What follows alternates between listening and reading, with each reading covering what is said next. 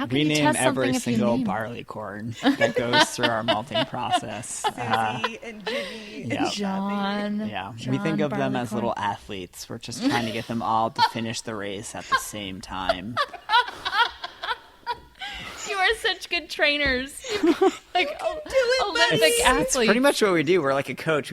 But we like alter the course. So we're changing the temperatures and the moisture just to try to get them all to finish at the same time. We're like the socialists of athletes. Just, finish.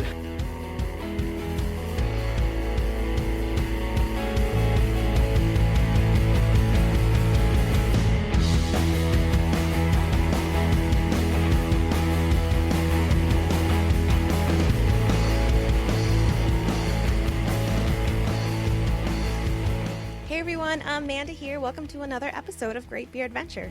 Today we have a long one for you.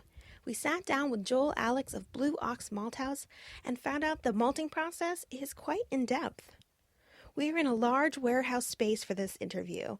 And if you want to check out pictures of what it looks like right before they change everything, head over to our Instagram feed at Great Beer Women.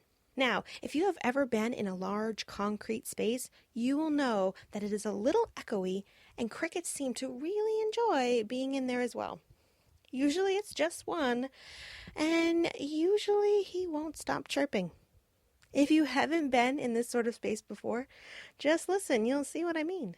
We're working on putting together some videos via Periscope and YouTube for you all, so you'll be able to see exactly what we are talking about on future shows. We'll let you know more once we figure out how to make that happen.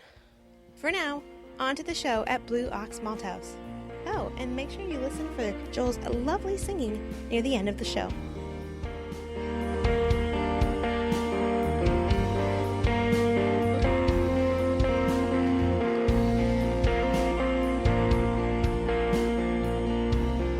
Hello everyone, Amanda here, and I am sitting at the table today with Jen and Joel Alex, and we are in a giant warehouse that will be a maltery very soon.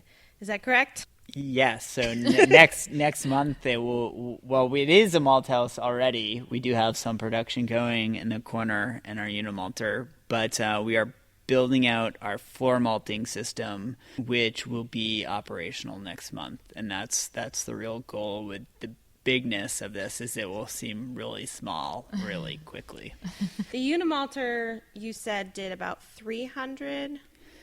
Yeah, so it does about 300 pounds of finished malt. If you do all the steps in there, could probably get a little bit more if we took out the grain for germination. And one batch, can I Yep. call it a batch? Is that okay? yeah, it's in malting lingo called a piece, but batch tends to be something people are a little more familiar with and grasp onto. Okay. Piece would be the malting lingo. Well, we can Appropriate term. try to remember to use that for this episode at I least. liked it, yeah. So for one piece that does about 300 pounds, how much bigger are you going to be able to do in one piece? We have designed our system to produce 8,000 pounds of finished malt In one piece? in one piece. Holy moly, Batman. Yeah, it's we're jumping right in at a fairly big level for a small regional, locally focused malt house, which is a growing emerging industry in malting. We'll be fifth or sixth largest in North America for annual capacity when we launch next month. Good for Wow. you. Thank you. That's incredible. Yeah, we're excited, I can imagine. nervous, and excited, and all of those things. So now that our listeners know a little bit about the space that we're in, I'm going to tell you a little bit about yourself. Okay, Okay? sure. We realized last week that I am not an amazing Googler. So this is what I've Googled, and we'll see how it goes. Okay. It's just kind of my thing. I'm not that great at it. All right, here we go. So you graduated from Colby College in 2008 Correct. with environmental science. Correct. Okay, we're doing well.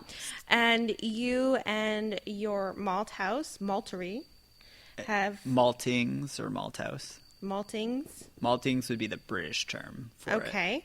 Were featured in many main publications. Like you're talking to the media like crazy, including the Press Herald and Bangor Daily.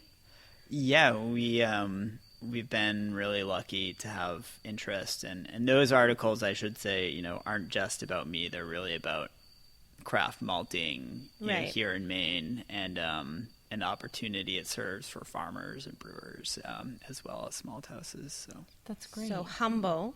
That was not in the Google search, but now we know that. Blue Ox decided this was going to be and kind of leapt into it in 2013. yeah, end of 2012 actually, but we launched. I got my first business grant and formalized an LLC in 2013. And then your first batch, though, wasn't until January of 2014. Correct.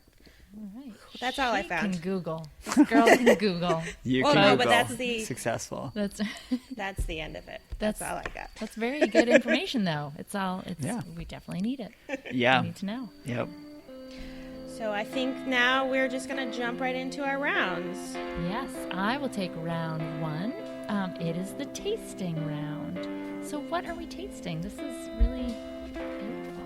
Well, thank you. Yeah, so one thing that we feel is really important here is quality control. We want to make sure that we're putting out the best quality product as possible. And where we are putting out a locally sourced malt, it's going to be a malt that is a little different than a lot of breweries are used to working with, because it's not coming from one of the large malting companies, and we're working with local farmers, so we have a little more exposure to seasonality, things like that. So, our goal is to produce, some really light beers, all our malts, some different styles, some as a way to bring around with our malts, and show brewers the palette on which they can build their beers. And so this is made in sort of a saison style, but with an English ale yeast that we tend to use as a control in all of our batches. So this is all Aroostook County malt. It's a Newdale, which is a variety of malting barley. It's the variety the most commonly grown here in Maine. There are some others. This was malted a few months ago on our unimalting system. Cheers. Yeah. Cheers. It smells really nice, and I actually snuck a taste already. Me too. It does smell really nice. I can't put the words to it. Here's the beginner. I'm sort of the beginner of the group. Not really beginner, right. but in terminology, I guess you could say. But it smells. There's a light citrus, maybe? Yeah, it's pleasing. Yeah. It's sort of what you would This enjoy. is a good back porch beer. Yeah. And just to be clear, in case our viewers didn't catch it, they home brew. They do their brewing here. They have the whole brewing set up. And so we're having Blue Ox Special tonight. That's correct. Pretty fantastic. And what's the name of this? Can't get this anywhere else.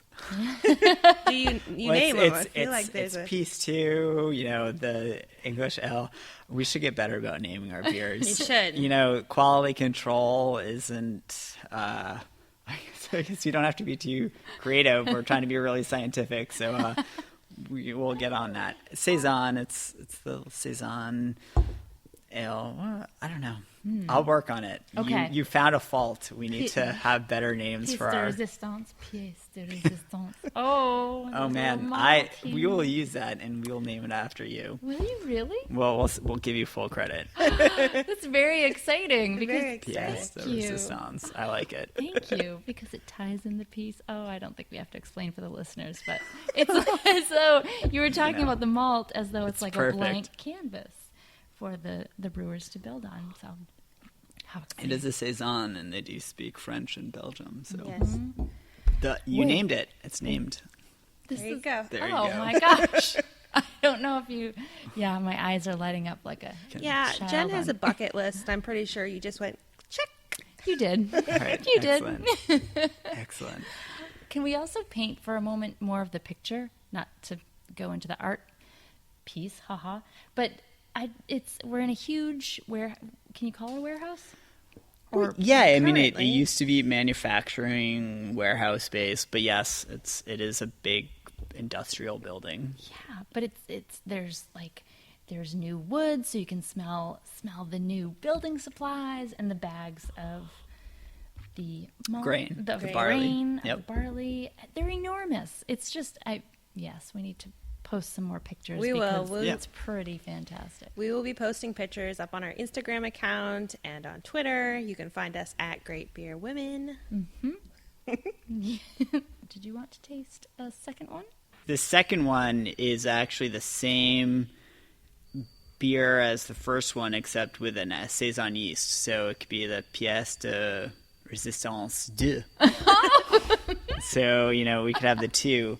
I like it. One of the things that I should just bring up, because a lot of focus recently in beers has been on hops and hops aroma. So malt, malt tends to be sort of the backbone, or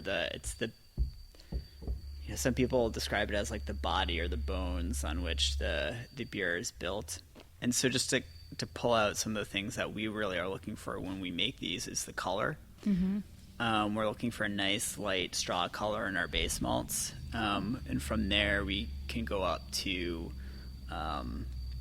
darker malts. It's actually very easy to make a malt darker. It's very hard to get that really light straw color, which is really, I think the mark of getting a really good beer. So, or good base malt. And so, both of these, the color is definitely something we're really interested in as we look at these. And So is it two different batches of the malt? Because No, it is very, I feel like I'm seeing two different colors. yeah, this one is definitely not quite as dry. They actually are the same piece. This one is a little bit. If This you one hold being- it up, this one's a little bit The second one. less dry. The second one, and I don't know what that is. Maybe it has to do with how long we've fermented out. The one thing that is a variable here is the fermentation. This one has been chilled a little longer than this one. This one only started to get chilled. So, How would you describe the colors? The different. How would you these describe are each right of them? around like 2 Lovabond. So they're Wait, pretty what did light. you just say? Sorry. Good call. Good catch. Lovabond, or SR, basically the unit of color that brewers look at when they look at malt. A nice Pilsner malt is usually between 1 and 2. And then a pale ale will be slightly darker, maybe more of anywhere 1.5 to 3. It's sort of like beer styles. There's a lot of fluidity between styles of malt. It can be very hard to nail down a specific style of malt because there's no consistent or firm, definition on styles. But as you get more like a Vienna or Munich style malt, will have more caramely tones. Will be a noticeably different color than this. You'll start getting away from a straw color and more to an amber, very noticeable sort of dark amber color. And So that's pronounced slowly. Please, will you try it again?